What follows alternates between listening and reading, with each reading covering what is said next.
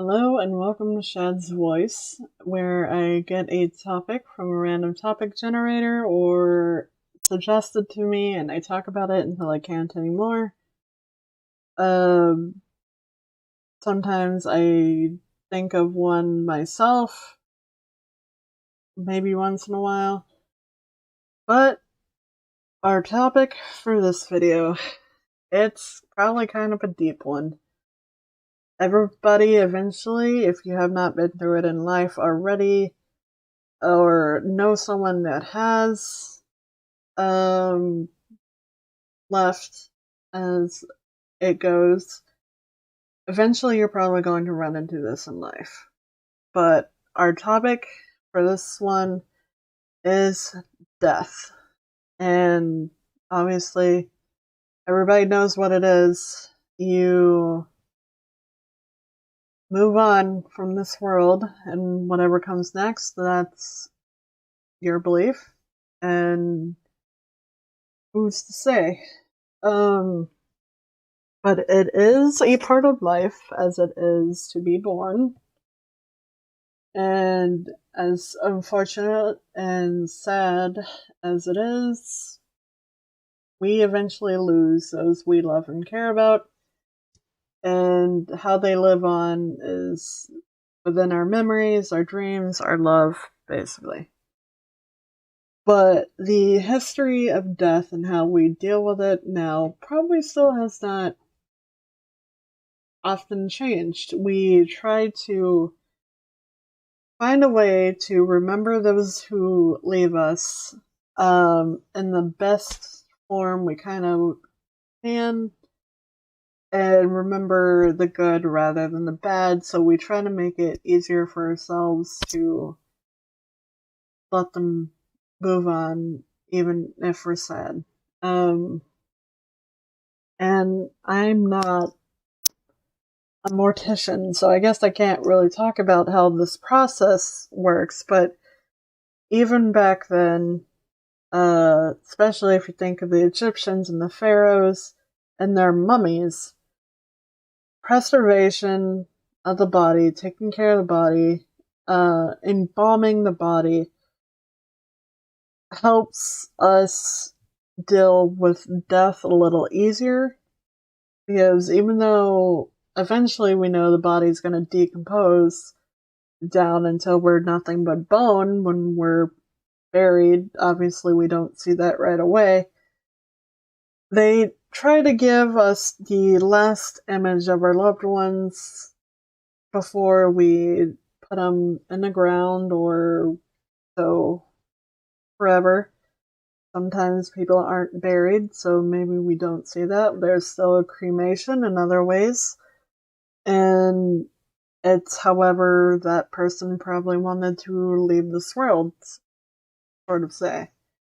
But embalming, especially, helped us see our loved ones, hopefully, not as they were alive, probably, but as close as we managed to see them before they're gone from our sight forever.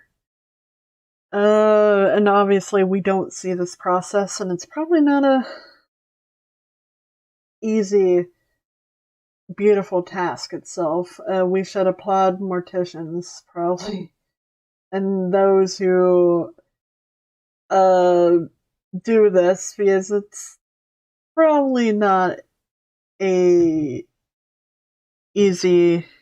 A little lost, and my cat's on the table. Easy job to process, especially on the stomach. If you get queasy and stuff.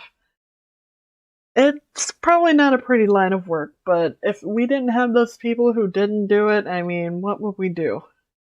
So, the people who dedicate their lives to this, man, they have to be something, so definitely a round of applause for them. But, putting fluids in our bodies, basically, to help keep our body, even if we are not alive, breathing, hold up until, or as long as I guess it can, before putting us in the ground or so, whatever, showing at the wake, if it's an open wake, or however. Again, there's different options probably for different people, depending on what you want to do. But helping us see those one last time that we loved. And like I said, it's not easy, especially, but it's like, I've heard comments before, and I've been to a few funerals, and yeah, you can say sometimes it just looks like the person's just sleeping, and that's, even though that's what your brain wants to tell you, it's amazing because you did that, because obviously it probably never looked pretty when that person passed away. But like I said, I can't talk about the process of how they do this because I don't know. I'm not a partition, but I guess in a weird way, the mortuary assistant, which is a horror game, probably had the developer or developers, and I think there was one developer, maybe there's not, but they probably broke down how to do a lot of research on that topic just to make that game, and that game is focused on that, and plus demon possession and all that, but crazy stuff, and it's like, it's not kind of friendly. But yeah, so it just seems like that person is sleeping when death is not itself pretty. But it's a way of life. Um, Death is hard. We all know this. Losing somebody we love, it hurts. And we just think we're not going to see that person again or see that person for a long time again. And as for me, well, I've dealt with a few friend deaths, friend more like coworker wise. My last job, residents passing away, even though I technically didn't know them that well enough to be at their funeral, family deaths, you name it. But luckily for me, I guess, I haven't had that many. I mean, my dad is gone. My grandpa is gone. My grandpa was gone before him. My grandpa actually got cremated. My father had a normal burial funeral. Um, I've been to my current coworker, job wise, funeral a few months ago, which is kind of crazy. Still thinking about it, because it was kind of a bonding experience for quite a few of us, I think, at that job. And even if I just been there a year and I went, it's still kind of the crazy things. I guess that's gonna be stuck with me forever. But yeah, the crazy things, and it's really crazy because it can be sudden. Like one day, like I remember this coworker who just passed away a few months ago, that I worked with, and she was the one that trained me. If I didn't, I think I talked about her before. She was one of the ones who trained me, one of the first ones who trained me. She was the one that was hard of hearing, near death. Uh, so it was that one. And like I said, she was really nice. It's just sometimes you had to yell at her, but not like in a bad way. It's just she couldn't hear you. Well, on a Saturday, she was there. She was working with us. And that Sunday after, she was gone. And it was that Sunday night that we actually heard. And I don't remember what day it was. It was either a Wednesday or Thursday. We, I think there was a wake the day before, and then the funeral the next. Some of us went to the wake, some of us went to the funeral. I went to the funeral with a few other coworkers, carpooled, and yeah. But all of us, and plus our department got shut down for the day of her funeral, actually. So it was a nice kind of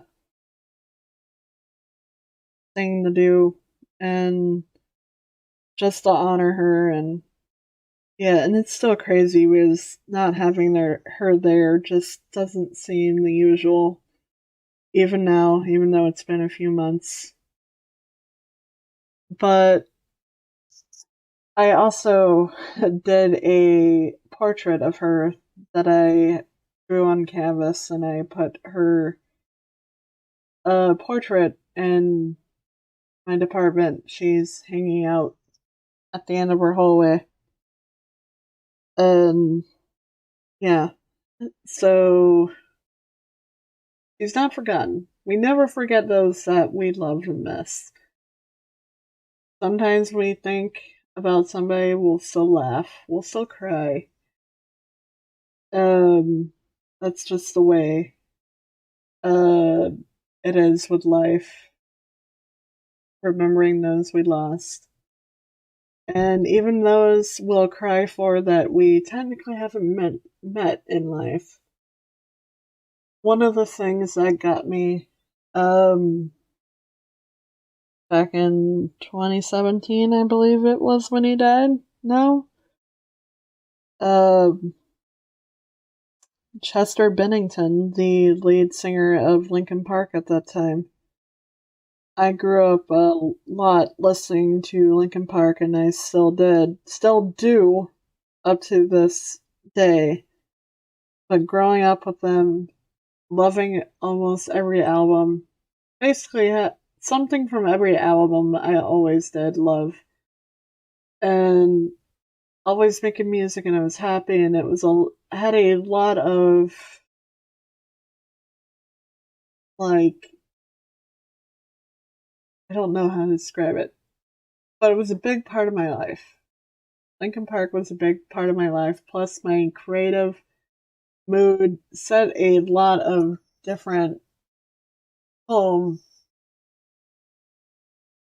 in my creative process, and I listened to a lot of Linkin Park music and drawing and stuff like that, and creating things. So when Chester Bennington passed away, and it was said it was by suicide, whether it was or not, I don't know.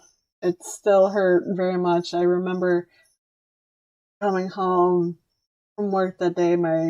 One of my old coworkers. This was during my last job, obviously back in 2017. My first job. I came home. My coworker dropped me off. I was having a good day, and then I got in front of my apartment door, haven't even unlocked it yet. My phone connected to my Wi-Fi from outside the door, and my sister had tagged me or sent me something on Facebook, and it was an article that Chester was dead. And I'll tell you now, I broke down.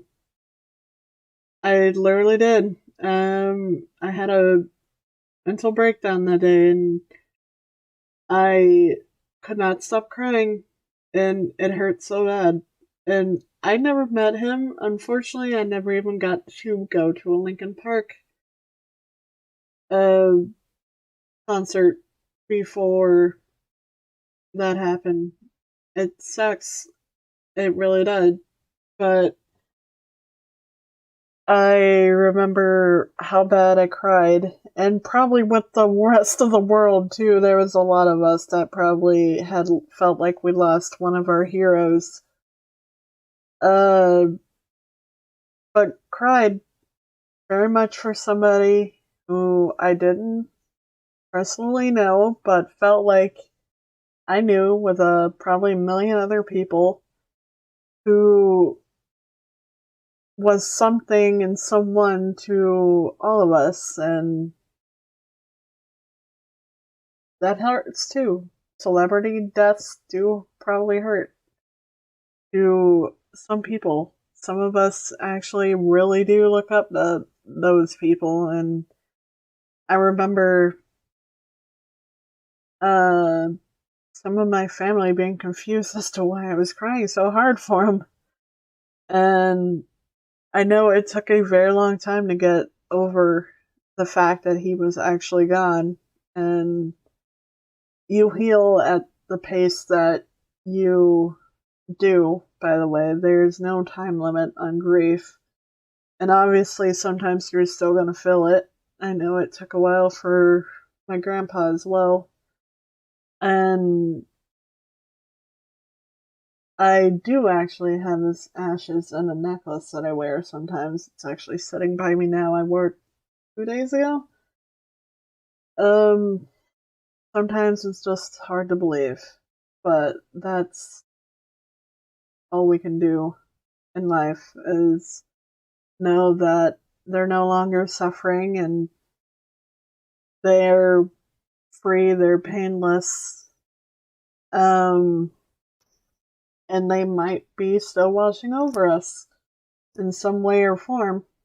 And I think that's the best way to look at death, even though if we cannot see anybody or somebody anymore, know that whatever ailed them, whether they were fighting their demons or depression, or if they died of cancer or some other injury or wound, they're no longer suffering.